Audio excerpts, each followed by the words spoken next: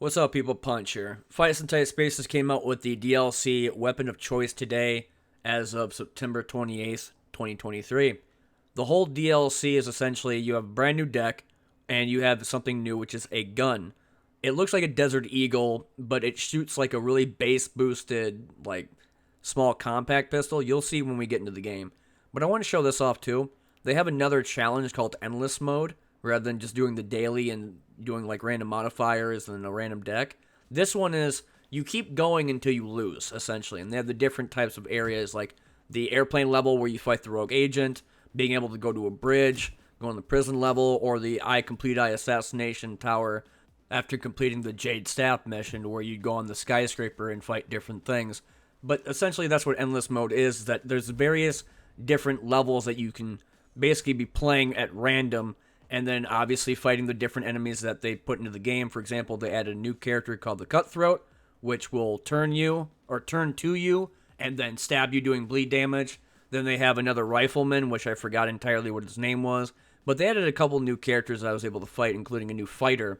And the missions are the same as per, Fights in Tight Spaces. You have the bikers, you have the prison, you have the Jade Staff, then the Complete Eye mission, as well as the final mission, which is the rogue agent, and then being able to fight all the bosses at the same time. But I wanted to show this off too, to where they added another difficulty called Brutal, to where if the ambassador dies in any of the missions that you would normally have him in, the game is over. And some other things that have pretty much of an annoyance I'm not going to bother messing with, because I did play the game a lot on the purest difficulty. So we're going to stick with that and show some stuff off. One other thing I wanted to show before the actual start of the game, and that is another character. I think they added another female agent to the game that has a different, coat or, a different outfit in general. So I wanted to show her off while we start the actual mission. And when you do start the mission in Weapon of Choice, it's completely different. The desk is flipped over. It basically looks like he survived an assassination attempt on his life, and then he tells you about this new organization you have to deal with. Of course, they added the new deck called Gunslinger, which is essentially your gun that you have inside the game. And it's not just shooting a guy from far range either. It's a lot of different type of, I guess you'd call it, gun fu movements, to where he does gut shot, to where he shoots him once in the stomach, or he picks him up and throws him somewhere before shooting at him. Then they have staggering shot that does 6 damage on top of pushing them a tile over. There's different types of movements and different types of attacks with the gun that you have. Like I said earlier, it's not just you have a gun and you shoot it a bunch until people are dead. They do specific moves with it, like double tap will fire 2 shots at the same time. Then you'll have another one to where you punch people in the face with pistol whip, or you could be able to shoot them again in the face when they're over by a wall. And then they have the combo ones as well. They have a couple of other things too that people should notice. For example, holster and quick draw, as well as draw. You have different stances in this game. So if you want to go to your gun, you'd have to do draw, which is essentially 0 cost, and would give you a single card that would be for your deck. And that can be used for, obviously, shooting. If you don't have the shooter stance going, then you can't use those specific cards. They'll stay red. The only time they're not red is when you pull your gun out of your holster and then being able to use it. Then you can use those specific cards, so they'll change from red to gold. If you want to put the gun away back into your holster, it'll draw 2 cards for you, and then being able to continue on after that. The game is difficult more so now at Brutal, but also with these new characters like the Cutthroat and these new Assault kind of characters, they were the only 2 I were able to fight besides the Fighter, which is from the prison level. And he does 17 damage in a single hit. And the other thing I like to mention is that when you do fight other characters and they're fighting against each other, they hit each other, they don't take damage all the time. A mild annoyance to be sure, but I want you to listen to the soundtrack really quick before we continue on.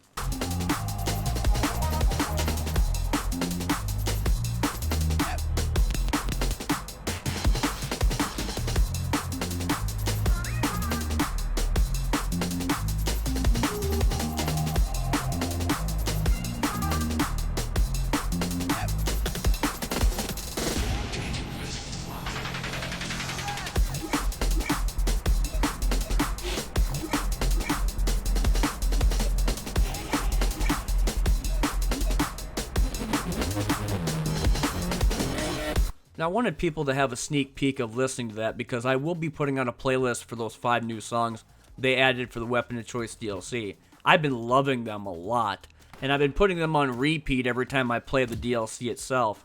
They are going to be kind of difficult to find because it's completely random, and the default music is played mixed with the Weapon of Choice DLC music. So, again, I will let people know, or I basically will put it out. If you do subscribe to the channel, you'll see it pop up immediately. For anybody else, I mean, you're going to have to find it regardless.